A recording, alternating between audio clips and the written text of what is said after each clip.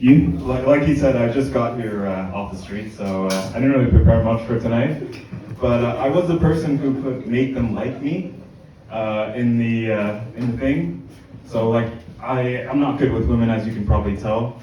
And when people ask me what my type is, I usually just say human and female. But at this point, with the lights off, even that's negotiable, right? I actually moved here to study anthropology. Any anthropologists in the house? Maybe? Does anyone even know what it is? What is it? Study about human beings. Exactly. People call it the study of human beings. I call it disappointing my Indian parents even more than I have in my life already. Actually, I'm Canadian, right? Although I look Indian, I'm actually Canadian. So I've moved one step up in the social ladder. The next step is finding the Dutch sugar mama, getting the EU passport, and spending the rest of my birthday sitting around in a circle congratulating each other. I actually recently got back from a vacation to my ancestral homeland, the UK. The UK right now is browner than the water in the Rotterdam Harbour. Even the Prime Minister is one of us, yeah?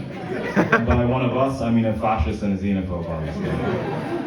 It was nice to get out of the Netherlands for a while though, right? See some different sights, like a hill. It was also nice to see some people who were shorter and less good looking than me for a change, you tall, beautiful Dutch bastards. If this was the Lord of the Rings, the Dutch would be the elves, right? Tall and beautiful with majestic cities, except for this one, obviously. Also unable to express their emotions or take criticism of any kind. The races of men would be the Spaniards and Italians, fleeing their once great countries due to economic ruin. Hell yeah. And the hobbits would definitely be Turkish people, right? Hairy feet and a breakfast that never ends. 100% hairy. I had a hard time figuring out who the Indians would be. Probably Gollum, because nobody likes us. And I really do like living here. I love living here. I've been here since December. But the one thing I can't get behind is the food culture, right? Like when I moved here, I was a student in Utrecht, and I was eating McDonald's and doner every day. Then one day, this cute Dutch girl invited me over to her house. And I got excited because she said she was going to make a home-cooked meal. I get there for lunch, as she pulls out a loaf of bread and some hummus, and says, "Let's eat." I cried, right? I had this theory that the Dutch aren't just so fit because of all the biking, but also because they have the diet of a Victorian child. But like I said, I love living here. Rotterdam is raar. That's the one phrase I know in Dutch, and it really is a weird and wonderful city. But when I lived in Utrecht, my mom came to visit me, and I could take her to see the Oudegracht, the canals, Dom Tower. You know, it's a beautiful city. When she came to visit me here, I took her to see a statue of a gnome holding a giant butt plug.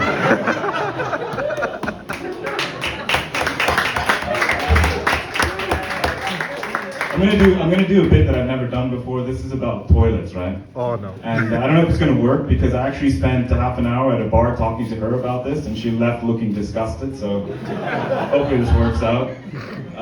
You know what makes me instantly hate someone? What? Okay, when you ask them what their interests are or what they like, and they say, "Oh, I really like food and traveling." Oh yeah? No way. You and every other person on planet Earth, right? That's like a plant saying I love sunlight and turning carbon dioxide into oxygen. Could you be any more basic? That being said, I really do like food and traveling. But when I travel, I don't do it like a normal person, right? I like a normal person might see some cultural sites, try out the local food. I go straight for the toilets. Because I think nothing reveals more about a country than its toilets, right? Like take Thailand, for example. In Thailand, they have the bomb gun. I don't know if you guys know what that is, but it's a water gun that you use to spray your butthole clean after doing the deed. And in Thailand, it makes sense because it's a country that people go to have fun, so they have a water gun in the toilet. Also, if you have some street food, you understand the need for it.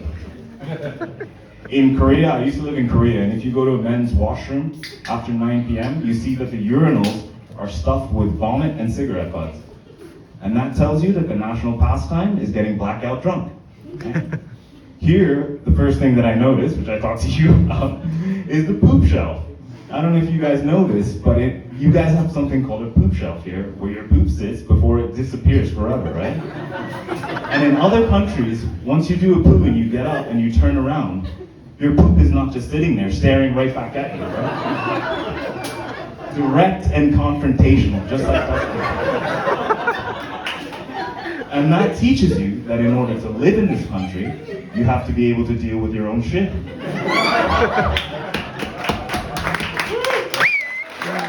Okay,